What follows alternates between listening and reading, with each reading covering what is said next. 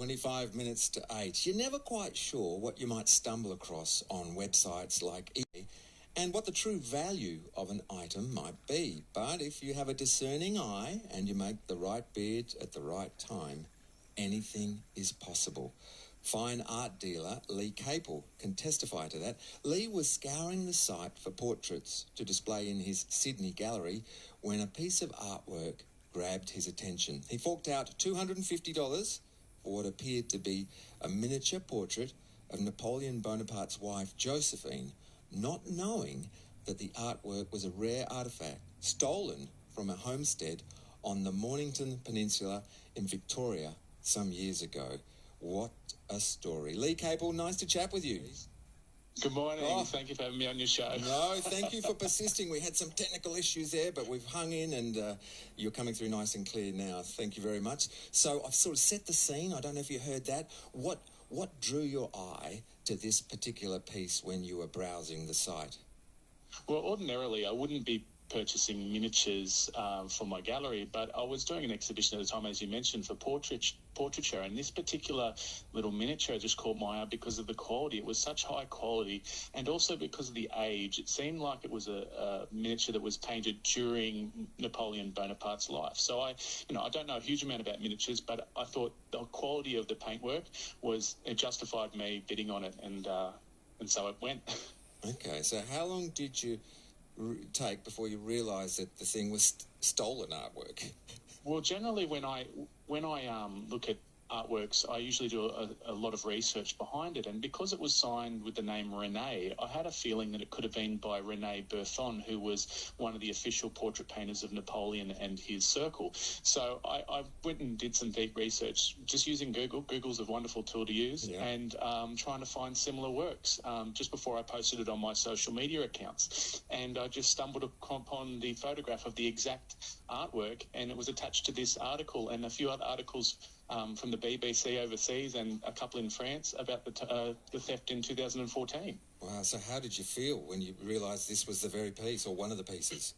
Well, it's my jaw dropped, obviously, because it was something that you don't come across every day, stolen artworks on the internet, because you'd think, well, if someone was that silly to put it up on a public site like that and sell it, obviously the previous owner mustn't have known that it was stolen. So I did make investigations, and she didn't realise that it was stolen, and I didn't even let her know it was stolen. I was trying to find out where she got it from. So I was able to track it back to where it was originally sold. Okay, so does that mean you found out who the baddies are? Well, not so much. I think it's an open case at the moment. So the can't Victoria say too much. Police can't say too much. I'm sworn to secrecy. But it's good to know that's right. The original, the person who sold to you clearly didn't know about it because she only got $250, so she could have got a whole lot more, huh? Exactly, because it was worth far more when it was valued previously. Well, how much was it worth? At the time, it was insured for I think $5,000 to $10,000. Wow. So it was quite a significant. The whole group of items was about $150,000. So in art terms, that's not a high amount, but still, it's a significant piece of history because of its attachment to the Briars and also as part of the NGV collection. Yeah.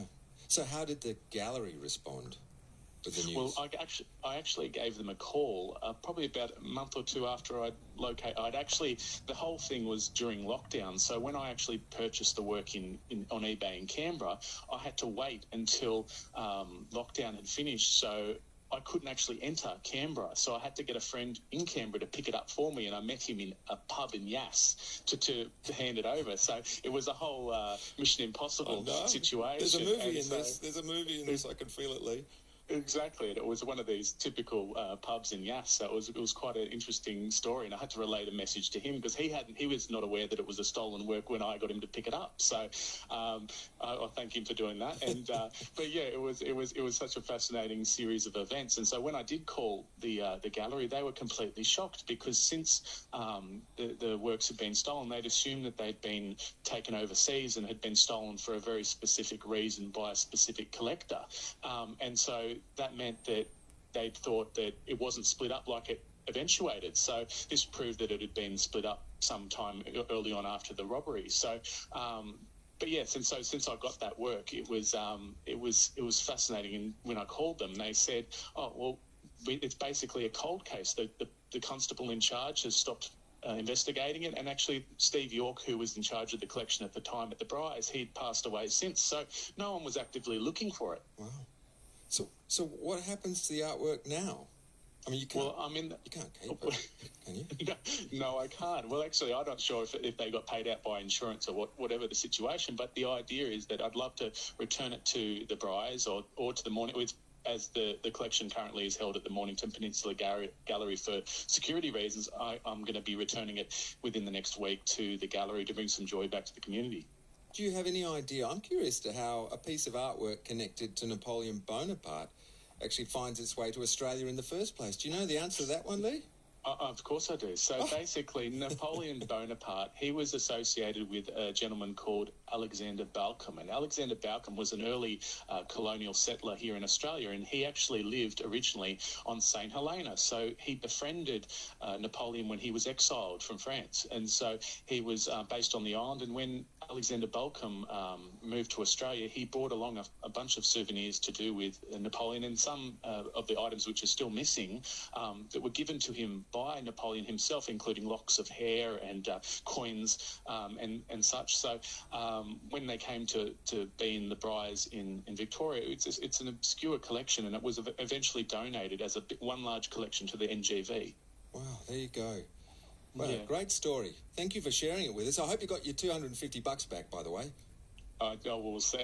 Look, I'm not in it for that. I think the news that's come out of it, it's quite Great surprising, news. the interest in such an unusual thing. But I think it's quite, in the environment at the moment, it's a bit of intrigue, and everyone likes a little stolen art story, and I've got plenty of them, but this particular one, I think, touched a nerve. With a happy ending. Thank you, Lee Capel.